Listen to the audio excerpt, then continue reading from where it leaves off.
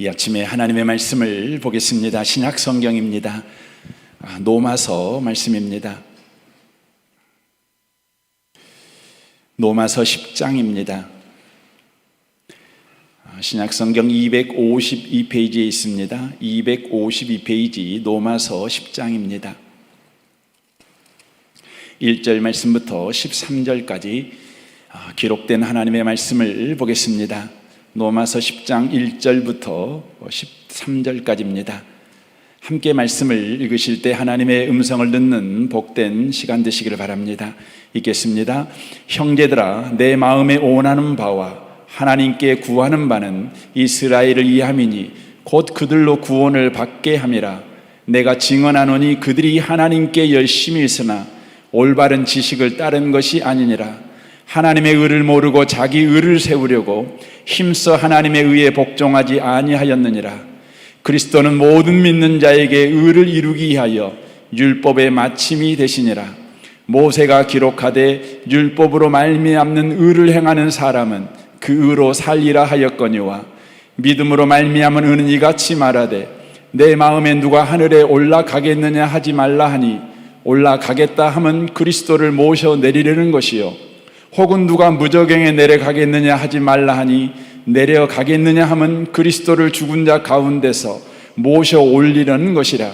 그러면 무엇을 말하느냐? 말씀이 내게 가까워 내 입에 있으며 내 마음에 있다 하였으니 곧 우리가 전파하는 믿음의 말씀이라. 내가 만일 내 입으로 예수를 주로 시인하며 또 하나님께서 그를 죽은 자 가운데서 살리신 것을 내 마음에 믿으면 구원을 받으리라. 사람이 마음으로 믿어 의에 이르고 입으로 시인하여 구원에 이르느니라. 성경에 이르되 누구든지 그를 믿는 자는 부끄러움을 당하지 아니하리라 하니 유대인이나 헬라인이나 차별이 없음이라. 한 분이신 주께서 모든 사람의 주가 되사 그를 부르는 모든 사람에게 부여하시도다. 누구든지 주의 이름을 부르는 자는 구원을 받으리라. 아멘. 아멘. 함께 예배하는 모든 분들 가운데 이 말씀의 축복이 함께 하시기를 주님의 이름으로 축원합니다. 이 말씀에 의지해서 구원받은 자에게 허락된 복이라는 제목으로 하나님의 말씀을 전하겠습니다. 인간은 역사 내내 구원을 받을 방법으로 율법을 주장해 왔습니다.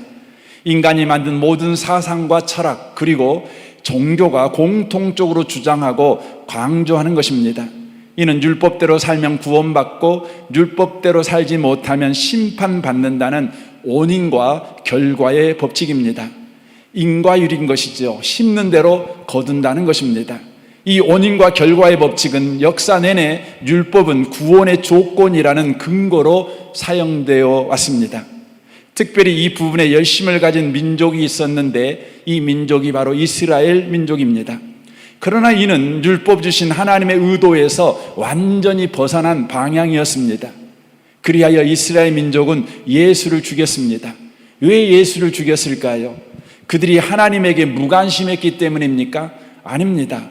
도리어 하나님에 대한 대단한 열심이 있었기 때문에 예수님을 십자가에 죽였습니다. 그들은 하나님이 준 구원만으로 구원을 만족하지 않았습니다.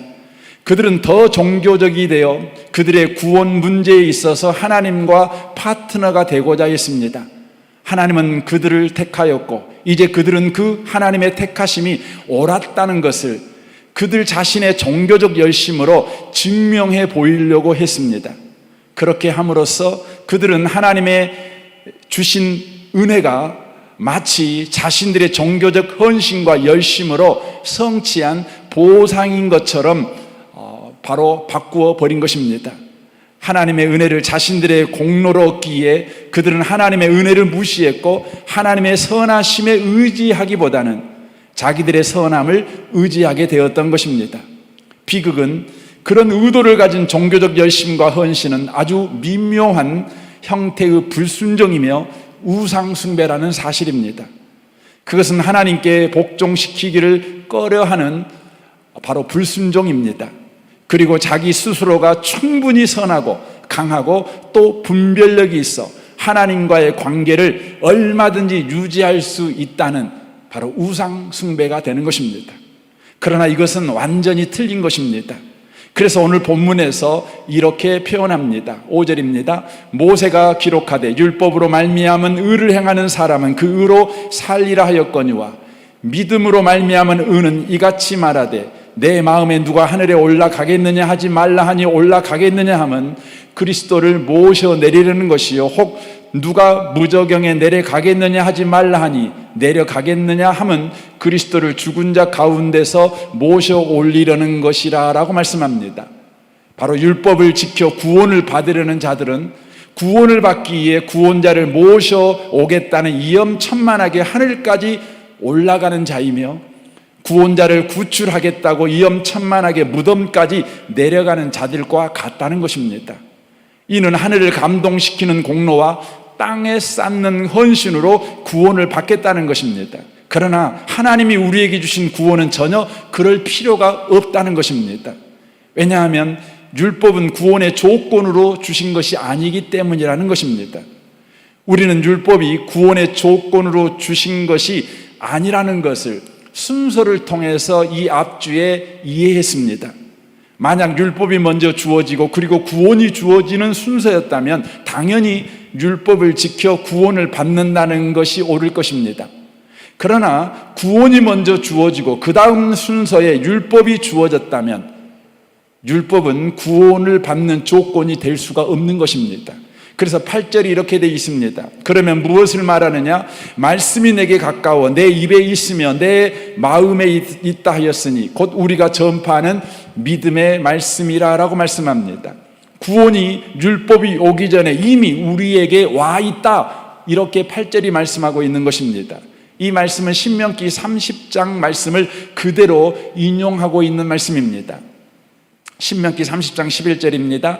내가 오늘 내게 명령한 이 명령은 내게 어려운 것도 아니요 먼 것도 아니라 하늘에 있는 것이 아니니 내가 이르기를 누가 우리를 위하여 하늘에 올라가 그의 명령을 우리에게로 가지고 와서 우리에게 들려 행하라 하라 할 것이 아니요 이것이 바다 밖에 있는 것이 아니니 내가 이르기를 누가 우리를 위하여 바다를 건너가서 그의 명령을 우리에게로 가지고 와서 우리에게 들려 행하게 하려 할 것도 아니라 오직 그 말씀이 내게 매우 가까워서 내 입에 있으며 내 마음에 있은즉 내가 이를 행할 수 있느니라 라고 말씀합니다.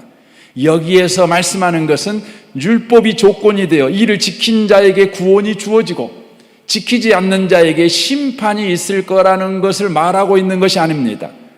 율법은 애굽에서 노예로 살던 이스라엘 백성을 구원하신 후에 주셨다, 이것을 말합니다. 이미 너희들에게 구원이 임했기 때문에 내가 너희들에게 율법의 말씀을 줬다, 이런 의미의 말씀입니다. 율법은 애굽에서 구원해 줄 조건으로 주신 것이 아닙니다. 이미 구원받은 자가 마땅히 알아야 될 하나님의 백성의 정체성과 자랑과 명예에 관한 이야기로 우리에게 주셨다는 것입니다. 이것이 율법이라는 것입니다. 이것을 저와 여러분이 이해해야 합니다. 이것은 이와 같이 이해하면 좀 쉬울 것 같아서 제가 예를 좀 만들어 봤습니다. 엄마가 아침에 이렇게 말합니다. 얘들아 이제 일어나 밥 먹어라. 이것은 엄마의 명령입니다. 엄마의 율법입니다. 엄마의 명령과 율법을 바르게 이해하려면 엄마의 명령과 율법이 있기 전에 반드시 두 가지가 있어야 한다는 사실을 저와 여러분이 알아야 합니다. 먼저는 엄마의 희생과 수고를 통해 몸으로 낳든 가슴으로 낳은 자식이어야 한다는 것입니다. 두 번째는 엄마는 자녀가 잠든 사이에 피곤을 이기고 일찍 일어나 아침밥을 준비하는 수고와 희생을 먼저 해야 한다는 것입니다. 만약 이 두 가지가 없는데 엄마가 자녀에게 얘들아 이제 일어나 밥 먹어라 이렇게 말한다는 것은 있을 수 없는 것입니다. 이제 일어나 밥 먹어라.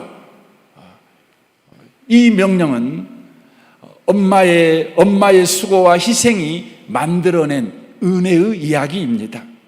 그러므로 얘들아 이제 밥 먹어라. 이것은 결코 얘들아 배고프면 너희들이 밥 준비해서 먹어라 이 말이 아닙니다. 혹은 이제 밥을 먹으려면 밥값 준비해서 내려와라 이 말도 아닙니다. 얘들아 이제 밥 먹어라 이 말은 곧 엄마의 명령은 엄마의 희생과 헌신으로 만든 엄마의 은혜에 참여하라는 바로 초청장인 것입니다. 엄마가 있는 자녀의 삶에 허락된 복을 경험해라. 바로 이 기회로 제공된 것이 율법이라는 것입니다. 그렇다면 어떻게 밥 먹으라는 엄마의 명령에 참여할 수 있습니까? 그 근거는 자신의 결단과 결심이 아닙니다. 다만 엄마의 희생과 헌신을 믿는 믿음을 기반으로 하는 것입니다.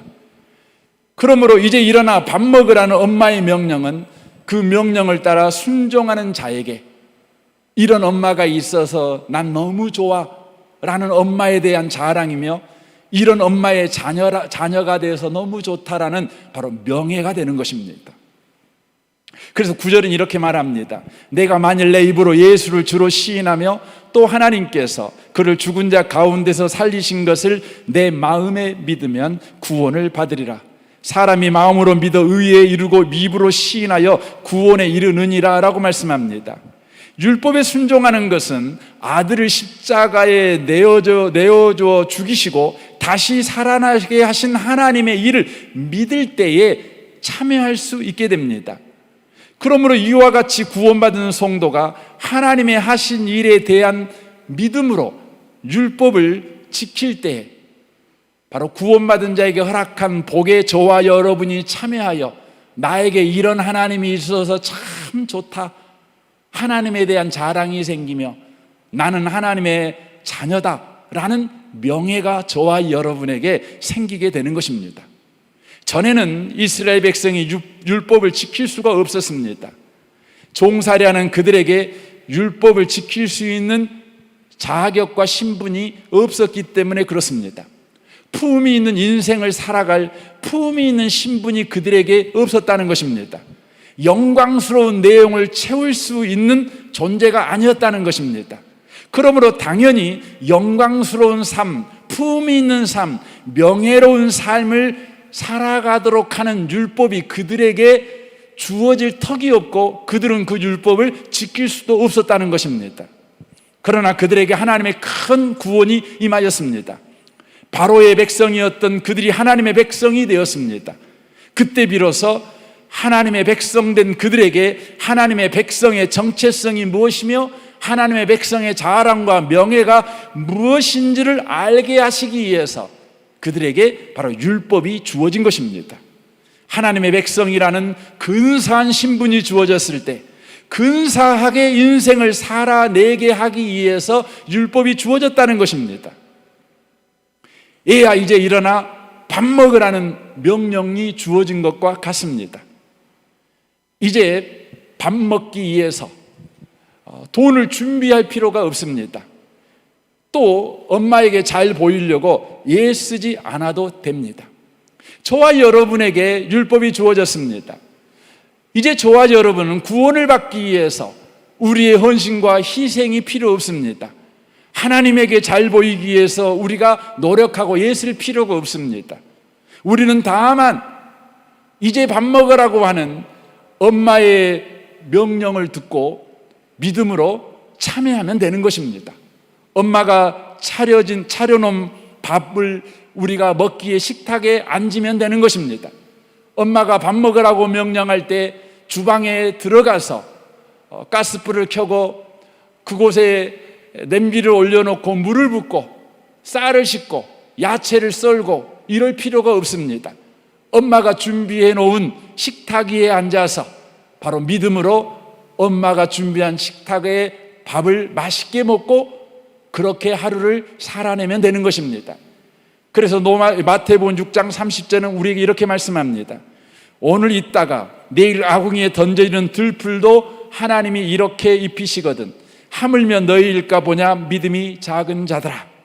하물며 너희일까 보냐 믿음이 작은 자들아. 내 자녀인데 너희들이 그렇게 살지 못하겠느냐? 이 말씀이죠. 그러므로 염려에 이르기를 무엇을 먹을까 무엇을 마실까 무엇을 입을까 하지 말라. 이는 다 이방인들이 구하는 것이라. 너희 하늘 아버지께서 이 모든 것이 너희에게 있어야 할 줄을 아시느니라. 그런즉 너희는 먼저 그의 나라와 그의 의를 구하라. 그리하면 이 모든 것이 너희에게 더하시리라. 그러므로 내일 일을 위하여 염려하지 말라. 내일 일은 내일이 염려할 것이요 한날의 괴로움은 그날의 족하니라 라고 말씀합니다. 이 말씀의 진의를 늘 방해하는 성경 구절이 33절입니다. 그런즉 너희는 먼저 그의 나라와 그의 의를 구하라, 이 단어입니다. 그리하면 이 모든 것을 너희에게 더하시리라. 이 본문을 잘못 해석하니 늘 마태복음 6장을 주신 하나님의 진의를 바르게 해석해내지를 못합니다. 너희는 먼저 그의 나라와 그의 의를 구하라는 말을 더 많이 헌신해라, 더 많이 희생해라, 이 말로 해석합니다. 아닙니다. 그의 나라와 그 의는, 나라라고 하는 건 하나님의 통치와 하나님의 다스림을 말하는 것이고, 의라고 하는 것은 하나님의 희생과 헌신으로 만들어내는 구원을 말하는 것입니다. 그러므로 그것을 구하라는 것입니다. 하나님이 하신 일을 구하라는 것입니다. 네가 할 일을 더 열심히 해라, 이 말이 아니라 하나님이 하신 일을 구하고 하나님이 하신 일을 찾아내라, 하나님이 하신 일을 깨달아라, 하나님이 하신 일에 참여해라. 그리하면 이 모든 걸 너에게 더해 줄 것이다. 엄마가 밥 먹으라고 요구할 때 엄마가 말하는 그 말 속에 숨어있는 엄마의 희생과 헌신을 찾아내라. 그것이 어디가 있습니까? 식탁 위에 있는 것이죠. 우리는 식탁에 앉아서 그 밥을 먹는 것입니다. 이것이 바로 뭡니까? 그리하면 이 모든 것을 너에게 더하시리라, 이 단어의 말씀이 되는 것입니다. 그러므로 사랑하는 성도 여러분, 저와 여러분은 이제 하나님의 명령을 받은 사람들입니다. 하나님의 율법을 받은 사람들입니다. 저와 여러분은 율법을 지킴으로 하나님에 대한 자랑을 갖게 될 것이며 하나님의 자녀라는 명예를 저와 여러분이 소유하게 될 것입니다. 이 부분의 말씀이 여러분의 마음에 크게 안아들 수 있습니다. 그 이유는 구원받은 자에게 허락한 하나님의 복이 무엇인지를 저와 여러분이 모르기 때문에 그렇습니다. 이미 저와 여러분에게 허락된 복이 무엇인지 그걸 모르는 것입니다. 우리는 그것을 알아야 합니다. 11절입니다. 성경이 이르되 누구든지 그를 믿는 자는 부끄러움을 당하지 아니하리라 하니 유대인이나 헬라인이나 차별이 없음이라. 한 분이신 주께서 모든 사람의 주가 되사 그를 부르는 모든 사람에게 부여하시도다. 누구든지 주의 이름을 부르는 자는 구원을 받으리라 라고 말씀합니다. 여기에 보면 예수 믿는 자는 부끄러움을 당하지 않는 복을 받게 된다라고 말씀합니다. 이는 예수 없는 자는 부끄러움을 당하는 것과 대조하고 있습니다. 그래서 예수 없는 자는 부끄러움을 당한다는 것이 무엇인지를 여러분이 이해하면 바로 부끄러움을 당하지 않는 구원받은 자에게 허락된 복이 무엇인지를 저와 여러분이 더 밝히 알 수 있습니다. 부끄럽다는 건 뭡니까? 발가 벗겨졌다는 것을 말하는 것입니다. 범죄한 아담이 발가 벗겨졌음으로 인하여 부끄러워했습니다. 예수 없는 사람은 발가 벗겨짐으로 부끄러워하게 됩니다. 왜냐하면 예수 없는 인생은 결국 발가 벗겨지는 인생이 될 수밖에 없기 때문입니다. 먼저는 살아갈 때 발가 벗겨지는 인생이 됩니다. 그 다음은 죽을 때에 발가 벗겨지는 인생이 됩니다. 살아갈 때 발가 벗겨진 자가 된다는 것은 무슨 의미입니까? 이 부분을 잘 설명해 주고 있는 성경이 누가복음 15장의 탕자 이야기입니다. 그 이야기에는 두 명의 탕자가 등장합니다. 한 명은 아버지를 모르는 탕자요, 또 다른 탕자는 아들됨을 모르는 탕자입니다. 아버지를 모르는 탕자는 아버지 재산을 가지고 집을 나간 둘째 아들입니다. 그는 아버지를 모르니 계속해서 돈 하다가 거지꼴이 됩니다. 아들됨을 모르는 탕자는 아버지 집에 거하면서 일만 하는 첫째 아들입니다. 아들됨을 모르니 종처럼 일만 합니다. 누릴 줄을 모릅니다. 억울한 사람, 불평의 사람이 됩니다. 예수 없는 사람은 하나님이 아버지인 줄 모르니 돈 하다가 인생을 다 허비해 버립니다. 또한 아들됨을 모르는 사람은 평생 수고만 하다가 억울해하며 온통해하며 죽어가는 인생을 살 뿐입니다. 발가벗은 자처럼 부끄럽게 살 수밖에 없다는 것입니다. 여러분과 제가 예수를 믿으면 허락된 구원이 뭡니까? 하나님이 나의 아버지시고 나는 그의 자녀라는 것입니다. 하나님이 누구이신가를 저와 여러분이 알아가는 복이 허락됐습니다. 또 하나님을 믿어 하나님의 자녀가 된 내가 누구인가?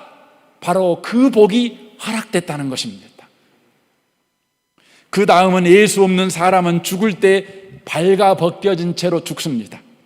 살아있을 때 아무리 큰 성공과 명성과 인기와 권력이라는 옷을 입고 살았어도 죽음 앞에 서면 모두 다 벗어야 합니다.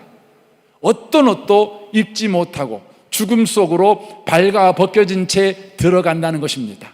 왜냐하면 그가 살았을 때 입었던 그 어떤 옷도 죽음을 극복해내지 못하기 때문입니다. 세상에서 가장 화려한 옷을 입었던 솔로몬은 죽음이 가까웠을 때 이렇게 고백합니다.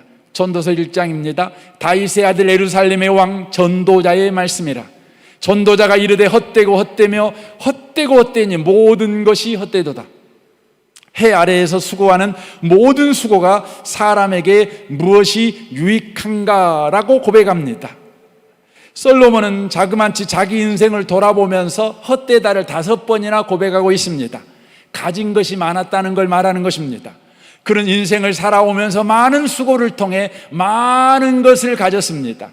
하지만 죽음 앞에 서보니 자기가 수고하여 가진 많은 것들 가운데 그 하나도 죽음을 극복해내는 것이 없습니다. 죽음 앞에서 자랑할 것이 없는 겁니다. 죽음 앞에서 다 무기력합니다. 무익합니다. 아무것도 아닙니다. 다 벗고 가야 될 것들입니다. 그래서 그는 헛되고 헛되며 헛되고 헛되니 모든 것이 헛되도다. 어떤 사람이라도 살았을 때 그가 가졌던 어떤 옷도 다 벗겨진 채로 죽을 수밖에 없다, 이렇게 말하는 것입니다. 그래서 장례식 할 때 하는 이야기를 가만히 들어보면 다만 죽어가는 죽은 자가 살았을 때 얼마나 큰 성공을 하고 얼마나 대단하게 살았는지를 이야기할 뿐입니다. 이는 사실 죽은 자를 위한 칭송의 이야기가 아닙니다. 죽음 앞에 선 사람들이 죽은 자 앞에서 자신들도 언젠가는 죽어야 될 것인데 어떻게 해야 될지를 몰라서 쩔쩔매는 아우성에 불과한 것입니다. 장례식에서 괜찮은 사람은 예수 믿는 사람밖에 없습니다. 예수 믿는 사람만 죽음 앞에서 과거를 말하지 않습니다. 소망을 말합니다. 죽음을 앞둔 바울의 고백을 한번 들어보십시오. 디모데후서 4장 6절입니다. 이미 하나님께 제물로 드려진 나에게 세상을 떠날 때가 가까워졌습니다. 내가 선한 싸움을 싸우고 모든 일을 다 마치고 믿음을 지켰으니 이제 남은 것은 의의 면류관을 받는 일뿐입니다. 이것은 의로운 재판장이신 주님이 재림하시는 날에 나에게 주실 것이며 나에게만이 아니라 주님이 다시 오시기를 사모하는 모든 사람에게 주실 것입니다 라고 말씀합니다. 예수 없는 사람은 죽음을 애써 외면합니다. 그럴 수밖에 없는 것이 죽음 이유를 모르기 때문에 그렇습니다. 그래서 아무런 대책이 없습니다. 노후 대책까지는 어떻게 세워서 여기까지 살아왔지만 죽음 대책은 전혀 없습니다. 그래서 죽음을 생각하기도 싫어합니다. 외면합니다. 다만 두려워할 뿐입니다. 그러나 예수 믿는 우리는 다릅니다. 예수 믿는 사람은 발가벗겨진 채로 죽음에 던져지지 않습니다. 다만 죽음은 예수가 우리를 기다리는 영원한 삶 속으로 들어가는 것에 불과합니다. 예수가 함께합니다. 그래서 예수 믿는 사람의 장례식에는 찬양이 있습니다. 감사가 있습니다. 소망이 있습니다. 천국 이야기가 있습니다. 그럼 우리를 부끄럽게 만들지 아니하시는 예수님, 우리를 당당하게 만드시는 예수님, 죽음 앞에서마저 소망을 말하게 하시는 그 예수님이 대체 누구이십니까? 고린도전서 15장 17절을 보겠습니다. 그리스도께서 다시 살아나신 일이 없으면 너희의 믿음도 헛되고 너희가 여전히 죄 가운데 있을 것이요 또한 그리스도 안에서 잠자는 자도 망하였으리니 만일 그리스도 안에서 우리가 바라는 것이 다만 이 세상의 삶뿐이면 모든 사람 가운데 우리가 더욱 불쌍한 자이리라. 그러나 이제 그리스도께서 죽은 자 가운데서 다시 살아나사 잠자는 자들의 첫 열매가 되셨도다. 사망이 한 사람으로 말미암았으니 죽은 자의 부활도 한 사람으로 말미암은도다. 아담 안에서 모든 사람이 죽은 것 같이 그리스도 안에서 모든 사람이 삶을 얻으리라 라고 말씀합니다. 예수님은 죽음을 이기고 부활하신 분이십니다. 그 예수님이 죽음을 넘어 우리를 기다리고 계신다는 것입니다. 아니, 그뿐만이 아닙니다. 살아있는 지금 우리 안에 살아와 지금 살고 계십니다. 부활 생명으로 역사하고 계십니다. 예수 믿는 사람은 그래서 죽어도 부끄럽지 않지만 살아도 부끄럽지 않는 인생을 살아갑니다. 바울은 죽은 이후에 우리와 함께 하신 예수님을 알아라. 하지만 지금 살아 생전에도 우리와 함께 하시는 예수님을 알아라. 우리에게 이렇게 요청합니다. 그래서 그는 에베소 성도를 향해서 이런 기도를 합니다. 에베소 1장 18절입니다. 여러분의 마음의 눈을 밝히셔서 부르심을 받은 여러분의 희망이 무엇이며 성도들이 하늘나라에서 받게 될 영광스러운 축복이 얼마나 풍성한가를 알게 해주시고 라고 말합니다. 바로 죽음 이후에 예수 안에 있는 우리의 삶에 이루어질 그 풍성한 축복, 그 영광스러운 축복, 예수 믿는 자에게 허락된 복, 그 복을 알기를 원한다. 더 나아가 19절 보십시오. 또 믿는 우리 속에서 강한 능력으로 역사하시는 하나님의 권능이 얼마나 큰가를 알게 하시기를 기도합니다 라고 말합니다. 지금 우리에게 우리의 현실 속에서 강한 능력으로 역사하신 하나님의 권능이 얼마나 큰가를 알아야 된다. 구원받은 자에게 허락된 복, 강한 능력으로 역사하신 하나님의 능력, 이걸 알아야 된다는 것입니다. 우리의 인생에는 죽음마저도 부활로 만들어내신 하나님의 권능이 역사하고 있다는 것입니다. 실패마저도 승리로 만드시는 하나님의 역사가 우리의 삶 속에 지금 일하고 있다는 것입니다. 우리의 인생을 세상 말로 말하면 우리의 팔자, 우리의 사주, 우리의 운명에 지금 죽음마저도 부활을 만드시는 하나님의 권능이 역사하고 있다는 것입니다. 이것을 저와 여러분이 알아야 된다는 것입니다. 이것을 안 사람만 그런 믿음으로 바로 자녀됨의 영광, 바로 율법의 말씀에 순종하는 일에 참여할 수 있다는 것입니다. 엄마가 얘들아 밥 먹어라 라고 말할 때 짜증내지 않습니다. 그 말을 할 때 내가 어떻게 해야 될지 우왕좌왕하지 않습니다. 엄마의 희생과 헌신, 그것이 만들어낸, 그것이 바로 그것이 허락하고 있는 복이 무엇인지를 아는 사람은 뻘떡 일어나 믿음으로 그 일에 참여하는 것입니다. 예수 믿는 여러분도 뻘떡 일어나 믿음으로 하나님이 허락하신 복에 참여하시는 분들이 되시기를 주님의 이름으로 축원합니다. 그러면 믿음으로 우리에게 허락된 복에 참여하는 구체적인 바로 삶이 어떤 삶입니까? 에레미야 29장은 이스라엘 백성이 바벨론 포로로 끌려가 바벨론 포로 생활을 할 때 우리 하나님께서 그들에게 예수 믿는 사람은 이렇게 살아야 돼, 하나님이 허락한 구원의 현실을 살아가는 사람들은 이렇게 살아가도 돼 하고 우리에게 말씀하는 내용입니다. 29장 4절입니다. 만군의 여호와 이스라엘의 하나님께서 예루살렘에서 바벨론으로 사로잡혀 가게 한 모든 포로에게 이와 같이 말씀하시느니라 라고 말씀합니다. 여러분, 이 말씀을 들을 수 있는 자가 누구인지를 먼저 말씀하죠. 누굽니까? 바로 하나님께서 예루살렘에서 바벨론으로 사로잡혀 가게 한 모든 포로예요. 누가 율법의 말씀을 들을 수 있습니까? 누가 율법의 말씀에 순종할 자격을 가질 수 있습니까? 바로 하나님께서 나를 구원하여 이 현실을 살게 한다는 믿음이 있는 사람이에요. 여러분에게 주어진 현실은 여러분이 무능하니까 여러분을 덮쳐버린 현실이 아닙니다. 여러분이 실패했으니까 여러분에게 주어진 벌이 아닙니다. 우리의 구원자이신 하나님께서 우리를 이끌어 이 현실을 살게 하셨습니다. 여러분에게 주어진 현실은 소명인 줄 믿으시기 바랍니다. 여러분은 그곳에서 부르심을 받은 자요, 저와 여러분은 그곳에 보내심을 받은 자입니다. 그들에게 주님은 이렇게 말씀합니다. 너희는 집을 짓고 거기에 살며 텃밭을 만들고 그 열매를 먹으라. 아내를 맞이하여 자녀를 낳으며 너희 아들이 아내를 맞이하며 너희 딸이 남편을 맞아 그들로 자녀를 낳게 하며 너희가 거기서 번성하여 줄어들지 아니하게 하라. 너희는 내가 사로잡혀 가게 한 그 성읍의 평안을 구하고 그를 위하여 여호와께 기도하라. 이는 그 성읍이 평안함으로 너희도 평안할 것임이라 라고 말씀합니다. 무엇을 말씀하는 것입니까? 너희의 팔자나 운명 탓하지 말아라. 현실 탓하지 말아라. 조건 탓하지 말고 너에게 주어진 오늘을 낭비하지 말고 살아라.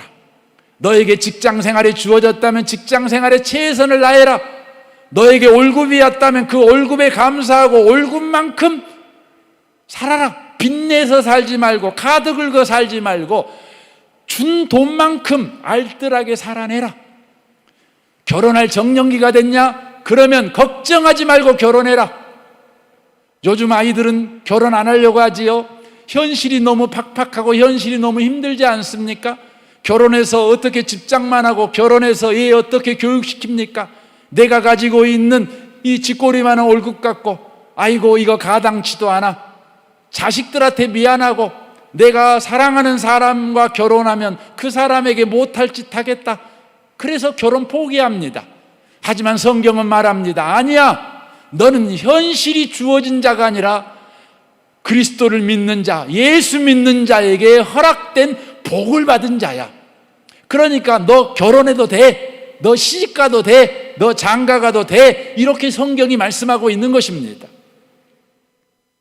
더 나아가 말하는 것이죠. 이 나라를 보면서 욕하지 마, 원망하지 마, 불평하지 마, 못 살겠다고 정치 욕하고 경제에 욕하고 하지 마. 도리어 이 도시를 위해 기도해, 이 나라를 위해 기도해, 평안을 구해, 잘 되라고 기도해. 너는 그래도 돼. 이렇게 말씀합니다. 주님이 말씀하는 소리를 들으십시오. 여러분은 시집가도 되는 사람들입니다. 여러분은 장가가도 되는 사람이라는 거예요. 왜냐하면 여러분에게는 허락된 복이 있으니까. 8절 보십시오. 만군의 여호와 이스라엘의 하나님께서 이와 같이 말하노라. 너희 중에 있는 선지자들에게와 점쟁이에게 미혹되지 말며 너희가 꾼 꿈도 고지 듣고 믿지 말라. 내가 그들을 보내지 아니하여도 그들이 내 이름으로 거짓을 애언함이라. 여호와의 말씀이니라. 여호와께서 이와 같이 말씀하시니라. 바벨론에서 70년이 차면 내가 너희를 돌보고 나의 선한 말을 너희에게 성취하여 너희를 이곳으로 돌아오게 하리라. 여호와의 말씀이니라. 너희를 향한 나의 생각을 내가 안 하니 평안이요 재앙이 아니니라. 너희에게 미래와 희망을 주는 것이니라 라고 말씀합니다. 무슨 말입니까? 현실을 애면하지 말고 살아라. 현 상황을 피하지 말고 살아라. 꿈이라는 이유로, 소망이라는 이유로 현실을 애면하고 현실을 도망가지 말아라. 네가 꿈꾸고 있느냐? 좋다. 하지만 네가 꿈꾸는 사람이기 때문에 현실을 무시하고 살지는 말아라. 현실을 무시하게 하고 현실을 애면하게 하는 그 어떤 말도 어떤 방법도 듣지 말아라. 하나님은 현실을 사라고 그러지 현실을 도망쳐라 이렇게 말하지 않는다. 그렇게 말하는 자가 있다면 다 거짓 선지자들이다. 이렇게 말합니다. 그리고 다만 하나님의 약속을 믿어라. 다만 그 힘들고 어려운 현실 속에서 하나님의 높은 뜻을 믿고 인내함으로 살아내라. 처절하게 현실과 부딪혀 네가 넘어지고 깨지고 피나도 도망가지 말고 여전히 살아내라. 너는 그렇게 살아도 돼. 이렇게 말씀하고 있는 것입니다. 더 나아가 12절입니다. 너희가 내게 부르짖으며 내게 와서 기도하면 내가 너희들의 기도를 들을 것이요 너희가 온 마음으로 나를 구하면 나를 찾을 것이요 나를 만나리라. 이것은 여호와의 말씀이니라. 매일매일 하나님과 친밀한 관계를 매일매일 유지해라. 기도하는 습관을 들여라. 하나님을 늘 바라고 하나님께 감사하는 삶의 방식을 습득해라. 그렇게 삶을 살아내라. 이렇게 말씀하십니다. 율법은 지키면 복받고 못 지키면 벌받는 것이 아닙니다. 율법의 말씀을 준 건 뭡니까?